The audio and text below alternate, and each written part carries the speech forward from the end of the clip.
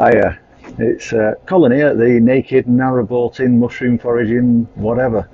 Not being naked though, because this one needs to go on social media. This is a quick video about CorkSol, about cork insulation and my narrowboat and my experience with it so far, because I think I could share it to kind of help other people make some choices. And I've not had a great experience with it, I'm afraid, to let you know that. My initial reasoning for thinking of going for cork insulation, so if you don't know what cork insulation is, it's ground up cork, literally like the wine bottle tops. So it's ground up cork mixed up with an adhesive and then sprayed on. That's basically it. I had a lot of trouble getting it sprayed on because the guy who came and sprayed it, it was his first narrowboat and the angles are weird and all that sort of stuff, and he had to come back again and do it again because the initial coat just wasn't very thick at all. The second coat, I've had my doubts about it. It cost me £2 to get the corking done. The reason I wanted to go for cork is because it's a fantastic natural product. I'd much rather go with natural products, you know, Mr. Eco, off-grid, all that sort of shit. I'd much rather go for natural products. Cork is a fabulous natural product, especially for insulation. I don't know if you know, but cork is the only natural product that was aboard the space missions, you know, to the moon and what have you. And it protects them against re-entry because it's that insulating. So the idea of the cork insulation is it only needs to be a super thin layer, but it gives you loads of insulation. The problem in a narrowboat is that anything where bare metal's exposed and you're going to get condensation, loads of condensation. And it's that thing where the air meets a cold surface and it's a metal surface, so in the winter it's a freezing cold surface and it's going to condensate. So if you put rock wool insulation behind your cladding on the walls, then between the rock wool and the metal you will get condensation. The rock wool soaks up the condensation and becomes like a sponge and just holds that condensation there. Not good for your cladding, not good for your metal. So off we go with the cork insulation. It took like a long time. It set me back by about I think it was getting on for a year by the time I'd managed to get it all done again. It weren't far off. It was definitely more than 6 months. The second coat, if you go online, it says it should be between 5 and 10 millimeters, and this is definitely only a couple of millimeters. So what I'm going to do is just show you the cork insulation. This is it. So as you can see from here, you can still see the colour of the rusty metal coming through. Initially that was just a cork colour was there, and these little rust spots that have started to come through. In fact, you'll see a lot of them on the ceiling. There you go. Little rust spots, and that's simply because the cork insulation is too thin.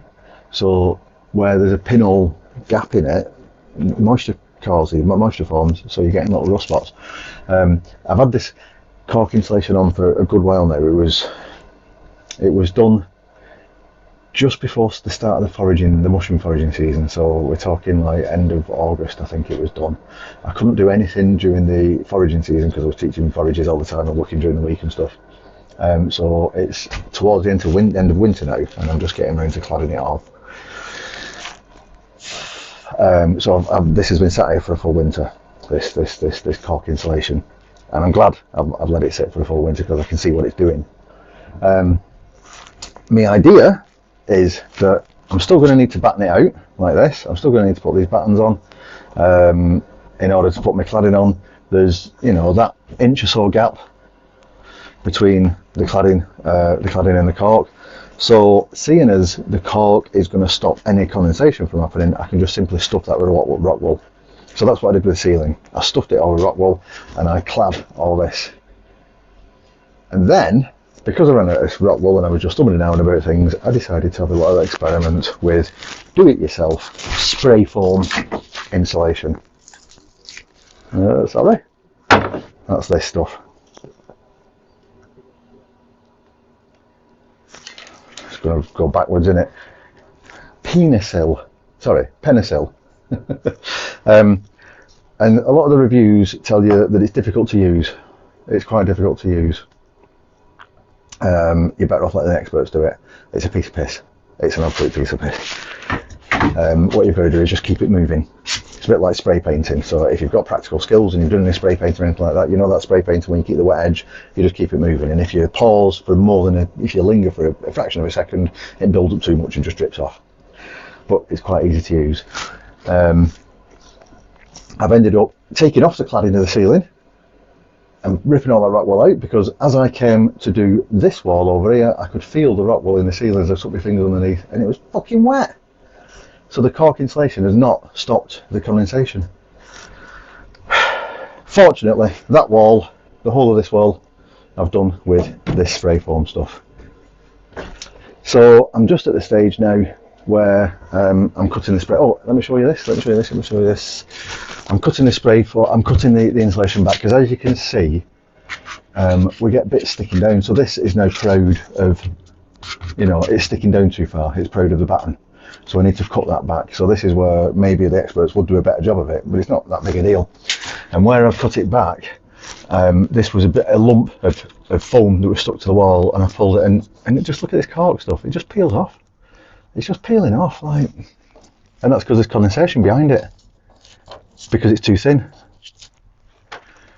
I wish I'd not bothered. I wish I'd not bothered, and I wish I'd have discovered doing this DIY foam insulation right from the start, because that's what I would have done. So what I'm going to do now is a bit of cutting this back, just to show you, because this is, if anyone's thinking of doing the spray foam insulation, the thing that you're sort of conscious of, the thing as soon as you start reading reviews, the thing that might put you off is that it expands too far, and then you've got to cut it all back, and you've got this big task of cutting it all back. Not that big a task. So my tools is a craft knife and a saw. So craft knives for the edges, saw for the main bits. So when I'm doing the main bits, let's have a look which bit needs doing next. I'm up to this bit here. Can we see this? I think you can see it from there. Yep. And just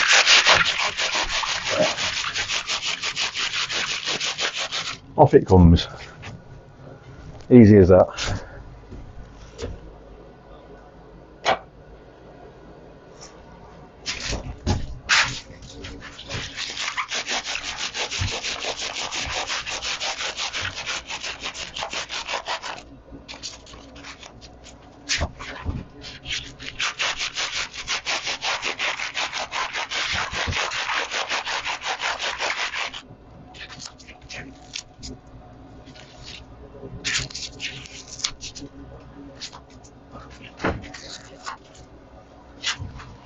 Piece of piss. It really is an easy job cutting it back. Few tips. Once I've cut it all back, I'm just going to go around and have a look at it, because there's places where, can you see that? Can you see up there?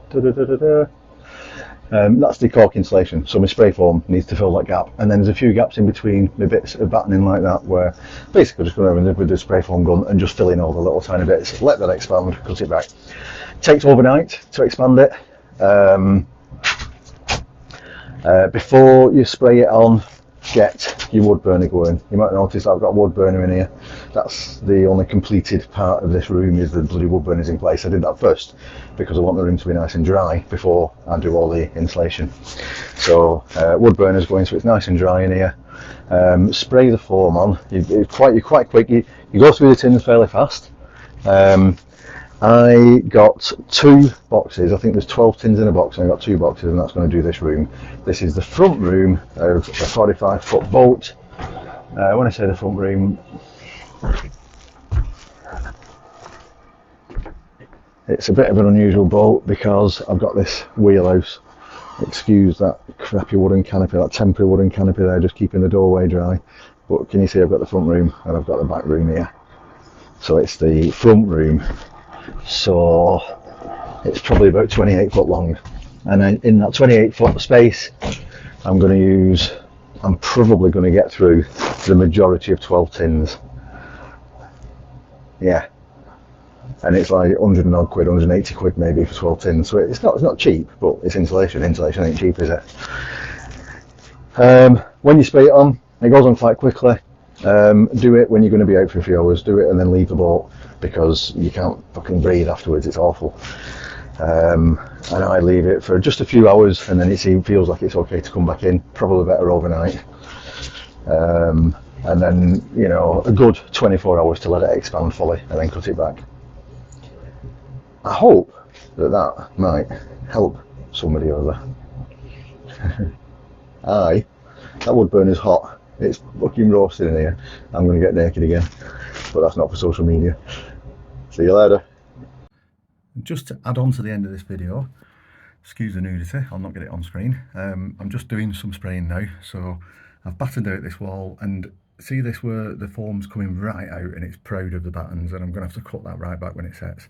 That was just like the narrow gaps between some of the battens, and I just had to fill them in with the foam without this nozzle. This nozzle's for like the flat areas of the wall that need coverage, and the nozzle kind of gives you like a horizontal stream. I'm just going to do a few seconds of videoing as I foam, just so you can see how it's done, or how I do it. Seems to work for me.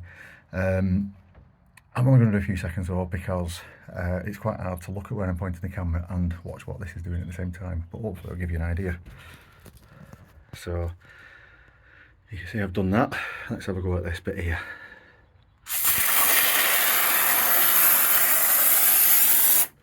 Am I getting that on camera? Yep.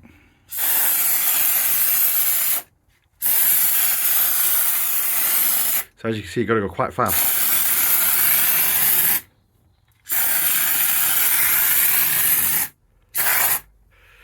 There we go. And like I say, if that expands beyond the depth of the battens, then I just cut it back with a saw afterwards, and it don't take that long. So anyway, I'm no expert, absolute DIYer, but hopefully that's useful to someone.